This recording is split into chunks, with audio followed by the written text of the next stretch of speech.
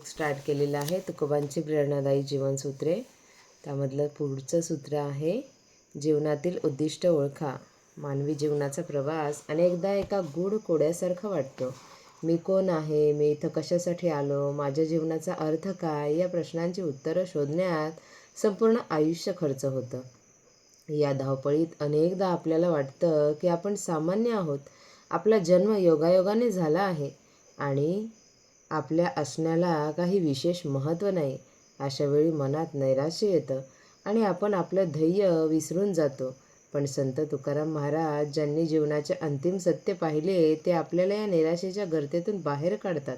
ते एका अभंगात अत्यंत आत्मविश्वासाने आणि प्रेमाने सांगतात की खरे नानवट निक्षेपीचे जुने, काढिले ठेवणे समर्थाचे. तुम्ही सामान्य नाही, तुम्ही एक अनमोल ठेवा आहात. नानावट म्हणजे अचल आणि जुनी मोहर. निक्षेप म्हणजे जपून ठेवलेला खजिना. म्हणजे तुम्ही एक मौल्यवान असल आणि जुन्या खजिन्यात जपून ठेवलेली मोहर आहात, जिला त्या समर्थाने एका खास क्षणासाठी बाहेर काढला आहे. या विश्वात तुमचा जन्म योगायोगाने झालेला नाही, तर तो एका विशिष्ट उद्दिष्टासाठी आणि कसोटीसाठी झाला आहे. सत्य एकदा स्वीकारले की आयुष्याकडे पाहण्याचा आपला दृष्टिकोन पूर्णपणे बदलून जातो. आपण जीवनात येतो, कष्ट करतो आणि जातो, पण या करण्यामागे एक योजना दडलेली आहे. तुकाराम महाराज या योजनेचे वर्णन कुंभाराच्या उदाहरणातून करतात. ते म्हणतात, कुलाल म्हणजे कुंभार माती घेतो, तिला आकार देतो आणि त्या मातीचा सुंदर घट बनवतो. हा घट बनवल्यावर लगेच वापरला जात नाही. त्याला कठीण पाकस्थळात म्हणजेच भट्टीत पाठवले जाते. भट्टीत तो घट भाजला जातो. भट्टीतली ती आग म्हणजे त्या घटाची सर्वात मोठी परीक्षा असते. जो घट त्या आगीत टिकतो तोच पुढे पाणी भरण्यासाठी, अन्न शिजवण्यासाठी किंवा देवाच्या पूजेसाठी वापरला जातो. जो घट आगीत फुटतो तो निरुपयोगी ठरतो. महाराज म्हणतात की आपण सर्वजण त्या कुंभाराच्या हातचे घट आहोत. ईश्वराने आपल्याला बनवले आहे आणि या जगात पाठवले आहे, ते कसोटीसाठी. तुमच्या आयुष्यात येणारे संकट, तुमच्यावर येणारे अपमान आणि तुमच्या वाटेला आलेले संघर्ष हे तुमची अग्निपरीक्षा आहे. या परीक्षेत जो टिकतो, जो भाजून निघतो, तोच खरं उपयोगी ठरतो. या जीवनातील मोठे उद्दिष्ट पूर्ण करतो. त्यामुळे आज जर तुमच्या वाट्याला संघर्ष आला असेल तर तो शाप समजू नका. ते तुमच्या मौल्यवान असण्याचे प्रमाण आहे. कारण कच्चे घट कधीच भट्टीत भाजले जात नाहीत, ते फक्त बाजूला ठेवले जातात. याच योजनेचे दुसरे आणि महत्त्वाचे अंग म्हणजे अहंकार शून्यता. आपण स्वतःला करता समजतो. आपल्याला वाटतं, मी हे केलं, मी ते मिळवलं.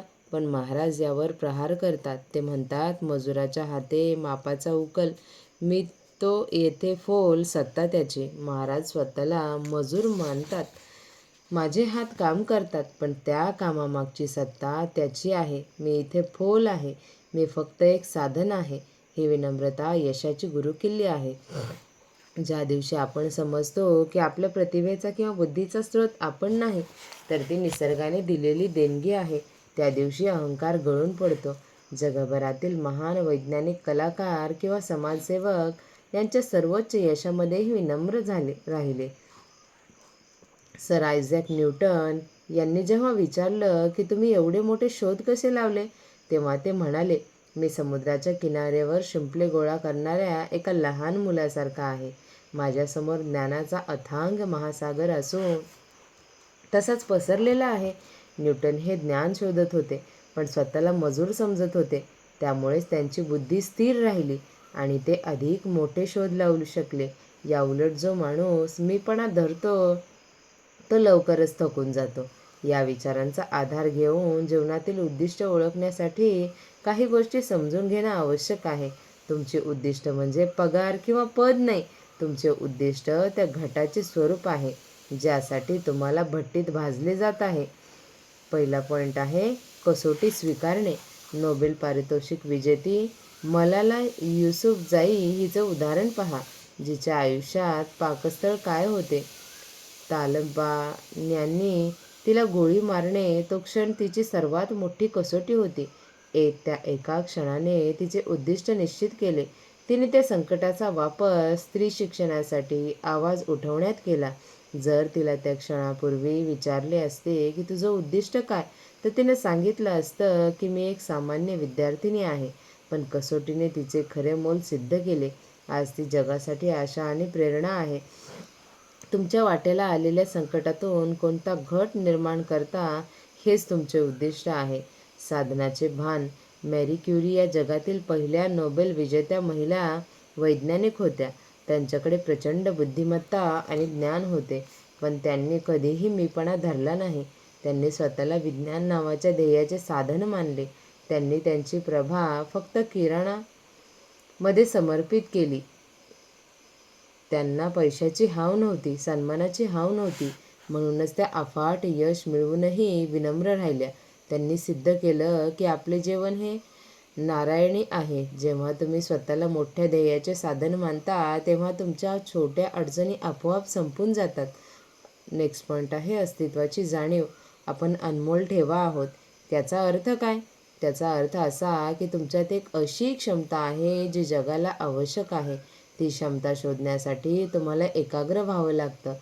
थोरियम या दुर्मिळ मूलतत्वाचा शोध लावणारे वैज्ञानिक अत्यंत साधे जीवन जगले. त्यांना माहीत होतं की त्यांना काम जगासाठी आहे. तुमची जीवनशक्ती ही नारायणी आहे. ती व्यर्थ घालू नका. तुमचे टॅलेंट किंवा तुमचा स्वभाव हा तुमचा प्रकाश आहे. तो प्रकाश अशा ठिकाणी लावा जिथे त्याची सर्वात जास्त गरज आहे. कोणाच्या मदतीला धावून जाणं, प्रामाणिकपणे आपलं काम करणं, समाजात सकारात्मकता पसरवणं, या छोट्या गोष्टी तुमचं मोठं उद्दिष्ट ठरवतात. तुकाराम महाराज सांगतात की प्रभा जाते किरणी प्रकाशाची, म्हणजे प्रकाशाचा किरण परत प्रकाशालाच मिळतो. आपण जे काही चांगले काम करू, ते ज्ञान वाटू, ते प्रेम देऊ, ते सर्व शेवटी त्या मूळ स्रोताकडे परत जाते. याचा अर्थ काय? याचा अर्थ असा की देवाने जपलेला अनमोल ठेवा म्हणून आपलं अंतिम ध्येय हे समाजाला आणि निसर्गाला देणं हेच असलं पाहिजे. आपल्या असण्याने जगाचा विकास व्हावा, या अभंगातील विचार आपल्याला आत्मपरीक्षण करायला लावतो. आज जर तुमच्या आयुष्यात संघर्ष असेल, अपयश असेल, तर घाबरू नका. तो तुमच्या मौल्यवान असण्याची खूण आहे. कुंभाराने तुम्हाला भट्टीत भाजण्यासाठी पाठवलं आहे. या कसोटीत टिकून राहा. अभिमानाने सांगा की मी मजूर आहे, पण त्या सामर्थ्याचा आहे. म्हणून जे काम माझ्या वाट्याला आलं आहे ते मी पूर्ण निष्ठेने करेन, कारण माझा जन्म योगायोगाने झालेला नाही, तर एका महान उद्देशासाठी झालेला आहे. ज्या दिवशी तुम्ही हे उद्दिष्ट ओळखाल आणि नम्रपणे तुमचे काम सुरू कराल, त्या दिवशी तुमचे मौल्यवान ठेवात रूपांतर होईल. तुम्ही प्रकाश बनून जगाला दिशा द्याल.